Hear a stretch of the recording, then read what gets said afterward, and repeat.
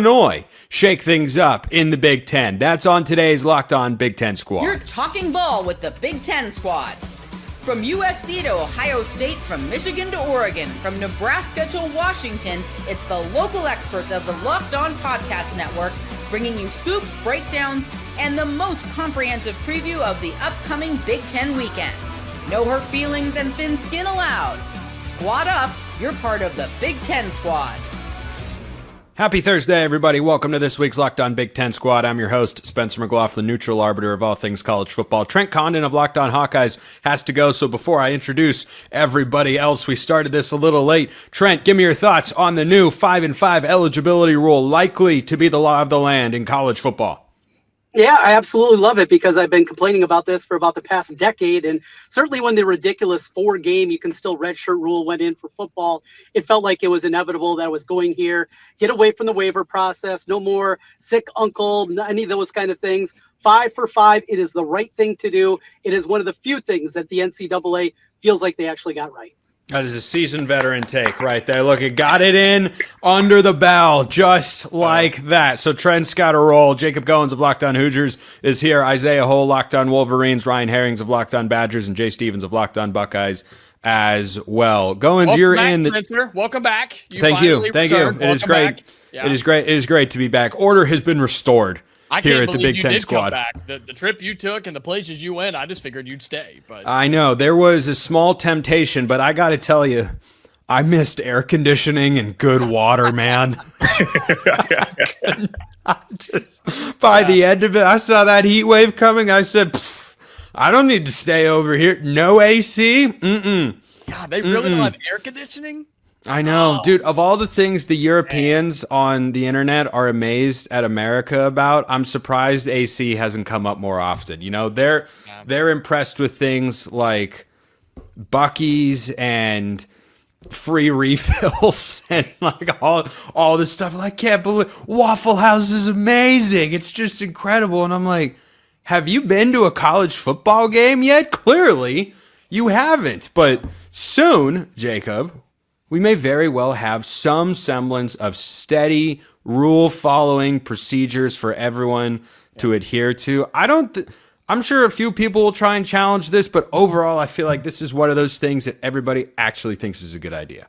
I have a feeling on this call, everybody will be in agreement that 5-5 is the way to go. And, you know, there are some people who are making complaints and raising, you know, a little bit of stink about it because as Trent said on the way out, it's like, yeah, but what if I have a sick relative or what if I tear my ACL in fall practice? And it's like, well, that's called life. I don't know what to tell you.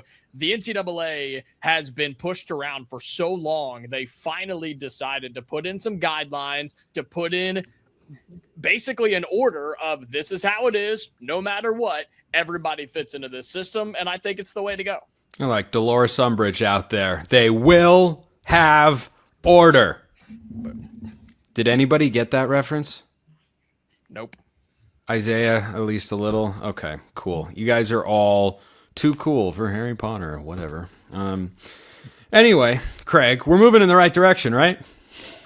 We are. By the way, I'd like to introduce myself to the new host of the Locked On Big Ten Squad, Spencer. My name is Craig Sheeman. It's good to meet you. Nice to meet you too, Craig. Why are you so much older than everybody else that's here? How come I was just born a lot earlier than all of you guys. Oh, okay. Wow. Facts. You by the way, can't argue that. I'm still Ryan from 2 weeks ago wearing the Badger hat, still going viral on my channel. So kudos to you. Let's go. That's fantastic. Yes, there are a lot of things that are debatable, but the 5-5, spot on. Got to do it. No confusion with redshirting. All that's gone. No more 8-year seniors who are 27 years old playing college football. This is one thing I think that everybody can agree with. The 5-5 format is the way to go moving forward. Some kids should feel lucky. Hey, get to play 5 years of college ball instead of the usual 4. Some usually don't get on the field the freshman year. I think it'll work out pretty well for everybody. Ryan, is it as agreeable as this will be Luke Fickell's last season in Madison? Negative. No, we were bouncing back this year. We did our win total. Remember, we all went over. You That's were true. with me, Spence. I know. You were with me. I know, but I had to come on here and start taking jabs. How else could I No, reintroduce no, myself we're- as host of the squad? For the third year in a row, I'm taking the over. We're gonna nail it though. Third time's the charm. I love this, and one of the points I made was you guys weren't there, but my middle school dance, it was super awkward. Right? Like, super awkward, which is like similar to the red shirt dance. We do You right sure now. none of us were there? Did you get kidnapped in that one too, or I don't think did you almost? I'm too old to have been there myself. You could have chaperoned it. I'm not sure. Like, it was super awkward though. Like, it's a little in, out. Am I gonna dance? No, cool, right? I'll just stay to the sideline. No, I'm gonna jump in now. No. That's the red shirt dance we've been doing the last couple years. It's like, is this guy good enough to play? Yes, but no. We want to hold him, but 4 games. Oh no, we need him, but we can't play him. Let's hold off for a game. Then you don't need him. It's a super awkward middle school antiquated dance that we no longer need. College players come in more ready to play than ever. They have trainers. They know how to lift weights. They've been on programs since they're 13 with psycho dads. It's all good. They don't need to redshirt anymore. This allows players that are ready to play right away. It allows teams to not have to do this super weird middle school dance of we're going to play them, but no, but yes, but maybe 4 games, sure. And in basketball, you can't do it at all. It's ridiculous. So this is an awesome rule. There was a discussion at one point. Whoa. Wow, what was that? What was that? Was that on your end, Spencer? I don't think I so. don't see anything. What are we even talking about? There It was was, like a major echo. It was but like, it was thunderous and authautoritative, like I that's was the last speaking thing from the Spencer Iron Russell Throne. needs is a thunderous boom coming out of his microphone. That's the last thing that dude needs. Oh my gosh. That was off-putting, but in like a very kind of intimidating way. It's like when you hear Darth Vader breathing. I'm gonna get like 7 I more got movie that references reference. in the That's Star show. Wars. Oh, there we go. Woo! Oh, that a boy. I don't even remember the point that I was gonna make. Jay Stevens, your favorite middle school dance memory was? Well, that was a long time ago. I don't remember many things from those dances back then. You went to those? Oh, A couple of them, yeah. I was not that brave. You didn't go. In middle school? Jay and I were the only ones that could get dates. You two were just walking while I was sitting in the back corner. That is true. I couldn't get a date until high school, but I really wish I remembered. You guys were dating? It's like that meme. It's great. You guys getting paid? Yeah. Right? Yeah, that's what I thought of too. Gone off the rails. This is gone off the rails. That's a great right. But is there any way for the squad show to actually go than to just No. get completely off the our rails? bosses were going to be super proud. Do you know how fast we got into content this episode? Trent started talking within the first 15 seconds. Like, I that know. was incredible. It was I know. Wait a minute. Trent was here. I joined 2 minutes in. Yeah, you missed Trent. Yeah. You missed Trent. So Trent said, I've only got until 8 minutes past the top of the hour. We didn't start until the 6-minute mark. We've got a 45-minute intro that we listen to every show that we got to get through. And so then I look down and it's 7 minutes after the hour and I'm like, Trent has a hard out. And so before I introduce everybody, I just go, Trent, give me your thoughts on the 5 and 5. And then he does it, and then he locked off, and then you hopped on like 90 seconds later. He's like, hi, I've got softball practice later. Yeah. That was pretty much it. Yeah. Yeah. That was pretty much it. That was pretty much it. Jay and Isaiah, would you like to share your favorite middle school dance memory? Isaiah, it's your turn. No, I don't have a middle school. I went to very small Christian schools that I think thought dancing was. I mean, you've seen Footloose. No, you probably haven't seen Footloose. I was gonna say. Oh, I didn't think they were big on the dancing over there. Oh wow, someone made an image for the last squad of Minnesota's schedule. I should have done that. Is that you, Goins? Of course it was me. That's what happens when you leave and I take over. Good ideas come into the chat. Yeah, Oh, look how dang cool it. This that is is. phenomenal. I know. I even said I made it by hand. It took me hours to do. Like hours. You typed it in as a prompt and it spit it out in 10 seconds. I don't know what you're talking about. No, certainly, Off the rails. certainly not. We'll get back on the rails, and we'll talk about whether Illinois is going to do what they failed to do last year. Unfortunately, Sonny Verma of Locked On Illini is not here, but we are going to talk about his team anyway, whether he likes it or not. And if he's upset with that, maybe he should show up for work sometime. See, that one had the sound, and I like the sound. I love the sound, just like I love Odoo, of course, and you will as well. Because, look, running a business is not something that you want to be all over the place, disconjointed, discombobulated. You're using a bunch of different systems in order to run your business. You got one thing for marketing over here. You got one thing for accounting over there. You got one thing for something else over there. I've never actually run a business before, but if I did, I would check out Odoo because I want those platforms to talk to one another. And you got another one for HR, which is probably a very underutilized aspect of this particular company, as you can see. But if you want all those services working on the same page, that's where Odoo comes in. Odoo is an all-in-one business management software that brings every part of your business together in one powerful platform. From sales and accounting to inventory and marketing, everything works in one place, helping your team move faster, stay organized, and focus on growing the business instead of managing software. The best organizations know that success isn't just about talent, it's about having everyone working toward the same goal. And that's true in sports, just like it is in business. You want to be streamlined, you want to be working together, you want things to be simple and efficient. Great organizations win because operations matter. That's why you should get Odoo. Try for free today at odoo.com/lockedon. That's odoo.com/lockedon, odoo.com/lockedon. That's the place to go. Check out Odoo at odoo.com/lockedon. Do you guys have the sound all the time on those 10-year transitions? Because 10 years of the Locked On Podcast Network, of course. Do you have them? Yeah. Yes. So I had them. The squad ones. I think just on these. I had them, and then they went away, and I like them. They're fun. They're funky. They're snappy. They added, snappy. They had a little moxie, little pizzazz, little juice. Kind of like what Illinois is trying to do in the 2026 season. Spice it up a little bit, you know? Nice. Thank you, Isaiah. That was a seamless transition. So our friends at FanDuel have got Illinois' win total at 7.5. Now, when you lose a player of Luke Altmyer's caliber at a program like Illinois, he wasn't a stereotypical national talking head like myself would automatically look at the Illini and say, psh, pullback year, regression to the mean, not real, not any good.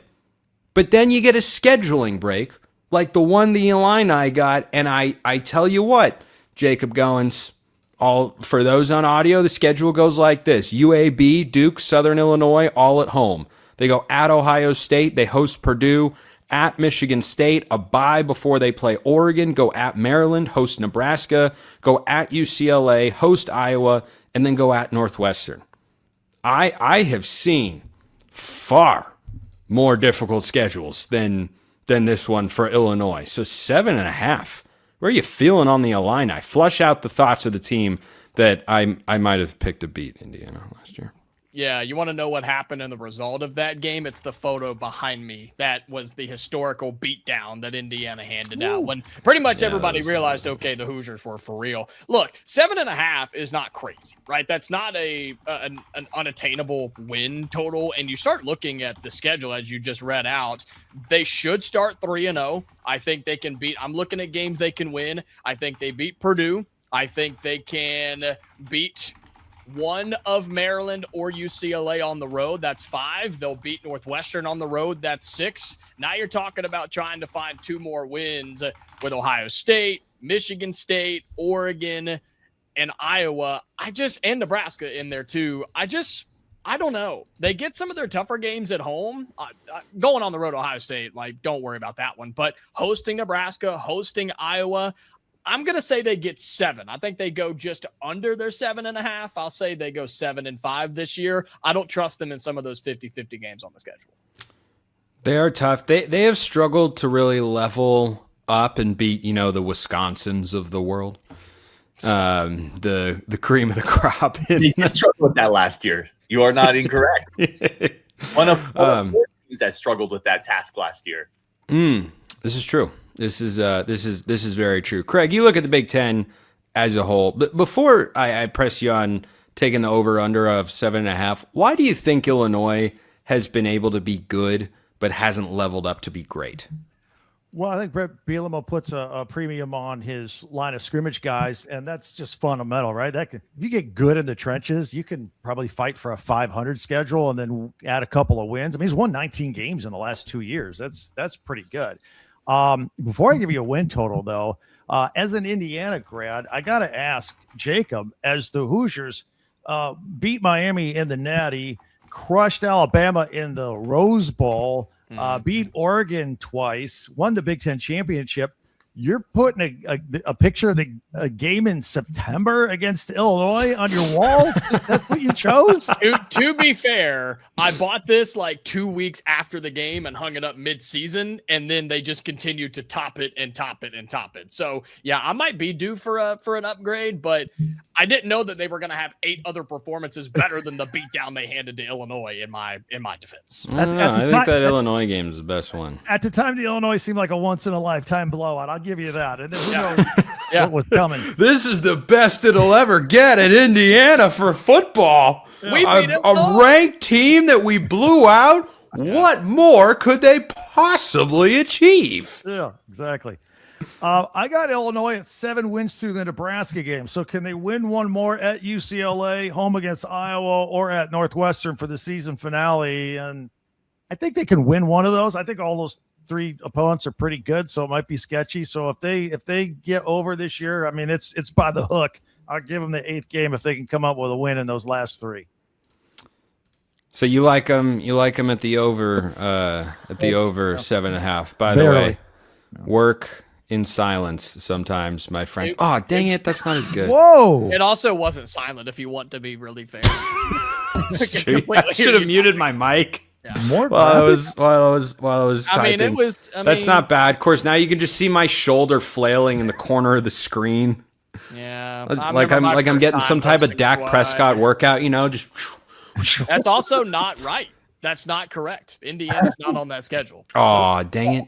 Nor is Minnesota. Or Wisconsin or Penn State. That is still says Illinois. Okay, I'm gonna take. I'm gonna be taking that off the screen. Yeah, put that up there. Look, I did not proofread it in real time. I was more concerned with the immediacy, and I got to tell you, whenever people talk about AI taking over, I say, look at what it can't do. There are people who are like, it's gonna take out all these jobs. And I'm like, it can't make a schedule, guys. Like, isn't this like the definition of user error? Like, is that what this is right here? It's got the yips. Spencer's been gone for a couple weeks. Whoa! I put the right command in. Yeah, he's bad just information in, bad information out. Jeez, that's tough. Yeah, I don't know where was this last year's schedule. I don't know, but that's terrible. Like that no, it's not even. Hold on, now no. Now we have to put it back up because this is actually really funny. So I think they played Ohio State at home last year, but they played Oregon on the road in October the year before. And that Indiana game was in Bloomington, not at home for them. This is a 3-year composite. This is also yeah. What ChatGPT agent did you go like to the first one? Is that like the original ChatGPT you're using? Yeah. Hey, no free pub, man. What AI did you use? I used one that I'm familiar with.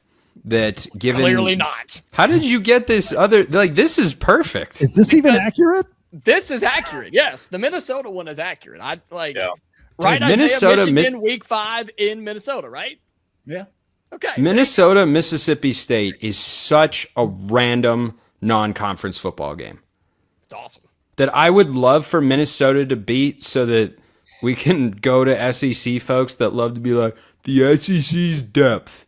It's so much blah, blah, blah, blah. If I hear that one more time, I'm gonna But isn't smash a that damn window. combination- Those are two teams that like the conferences don't really claim. Like, are we really claiming Minnesota? Thank Does you. The SEC really claim Thank you. Mississippi State? Let's be real. But those are the sorts of matchups that the SEC loves to flaunt. And granted, Only when they win.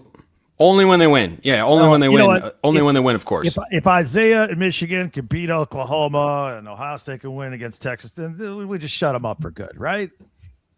Yeah, that's true. That's true. Yeah, Isaiah, don't screw it up. Don't screw Isaiah, it up. are you okay with Dusty May? This show is just completely gone. Are you okay with Dusty May leaving? Like, what's your status, brother? I'm blessed, number one, but not because of Dusty May leaving, but just because I was about to hit record on a show that was talking about close to nothing. Like, I guess we'll talk about some recruiting things that we haven't even figured out yet. I guess like An and then that off-season happened. show, yeah. So it was one of those things where it's like I hate this, but I also love this because it makes life easier. Well, But I mean, and I mean, you also just got a national championship out of the guy. We're gonna finish these thoughts when we get back.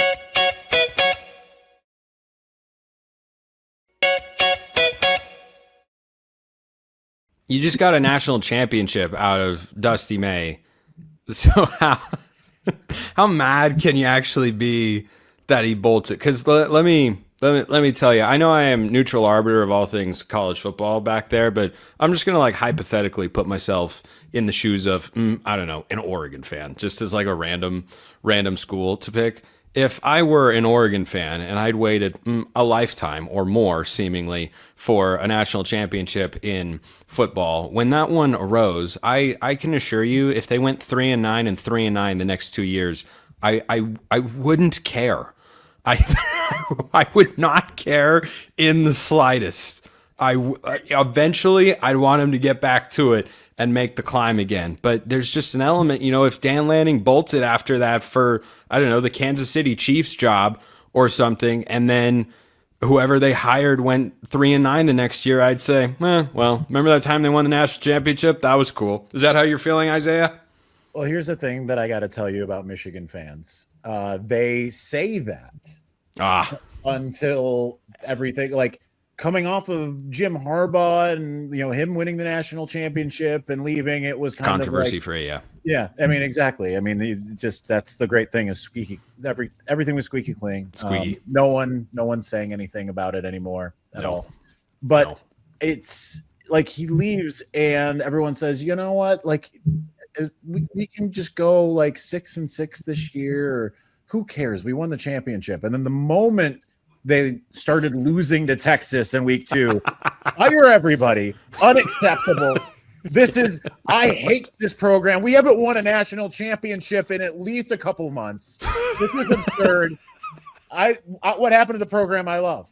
So I think it's probably the same in basketball because I think Michigan fans we're starting to kind of feel like, hey, especially with the in-state rivalry with MSU, I think it's kind of like, hey, we might be surpassing Izzo after just a couple years, right? Like we won a championship, and last one that you won was 25, plus years ago at this point. I think the thing for me that's the hardest is the timing of it, because Michigan fans still were complaining a lot about John Beilein having left in early May in 2019. And then Dusty leaves in mid to late June. And so that leaves you a little bit in the lurch, and it was made even all the worse because I went to an alumni dinner on Monday night, and Trey McKinney's there, and I mean, it looked like not only like his dog died, but it looked like someone kicked his dog repeatedly in the process of said death. So you see that, and you just are like, okay, not a great scenario, but you know what, like. There's a lot of people who in the Michigan fandom are just putting all the blame on Ward Manuel. They don't like hearing me say this because they think like, oh, I'm just going to defend Ward Manuel. But like the truth of it is like it was apparent from the things that came out after the fact, because like no one knew this was happening. Trey McKinney, when I asked him, I said, did you know this was happening? He's like, absolutely not. But that it was a scenario where he didn't want to deal with all of this college nonsense that we talk about on this show every single week. And so hard to blame him, especially once he won a natty. And he can go coach Cooper Flag. Like there's worse landing spots. And he finally gets to coach Morez Johnson Jr. He's been wanting to do that for some time. Yeah. By the way, Isaiah, just to put a bow on the point that you made, Illinois 7.5 over under. I got him over. I think they over. I think they go 10-2 next year. 10-2. Oh, I picked them to do that last year. They went 8-4. Yeah, which wasn't bad, but it wasn't great. Ryan, you may wrap this squad in literally whatever direction you want. That could go so many directions with me. Okay. Well, let me just start for a second to acknowledge the unbelievable content creation run Isaiah's on with Michigan. That's like a content volcano. It's like national title football, blah, Harbaugh leaves, blah, cheating, Stallions, blah, blah, Sharon Moore, blah, Dusty May championship, blah, number one quarterback in the country, Bryce Underwood, blah, like now your coach is leaving to Dallas, blah, like it's like, oh gosh, can I have one of those stories? Can I have one of those things for Locked On Badgers? Like Ryan, jealousy doesn't look good on I was about to say the jealousy's oozing. I was like, man, I want one. Blah, like it's well, we'll get run. Your moment in the sun. Craig, your mic didn't really pick that up there, Play it pal. again, Craig. At all? Am I gone? Yeah, you're good. You're good. You're good now. It was just kind of. It sounded like this. Moment in the sun. I was just gonna say when Luke Fickell gets fired, you'll have all of that. Yes. Or exceeds expectations. Either way, I thought you were going to say extended. Exceeds I'd like to welcome expectations. back- That's how we grade 5-year-olds, right? On their report cards. I'd like to welcome back Paul Christ, by the way. I think that's the move. He's still out there. Yeah, he's Still out hanging. there. Still chilling. Give me under on Illinois, by the way. That's where I'll wrap up. I think it's Under. hard to Luke Altmyer. I just think that's not as easy as people think it's going to be. He is indeed. He was quite good. He was quite good. Is Caton Hauser as good? I guess we'll just have to wait and find out. Jacob Goins, Locked On Hoosiers. Craig Sheeman, Locked On Big Ten. We had Jay Stevens of Locked On Buckeyes and Trent Condon of Locked On Hawkeyes. Ryan Herring's Locked On Badgers and Isaiah Hull, Locked On Wolverines. I'm Spencer McLaughlin from Locked On wherever. We appreciate everyone listening. We'll see you next time. And until then, hope you all have a wonderful rest of your day.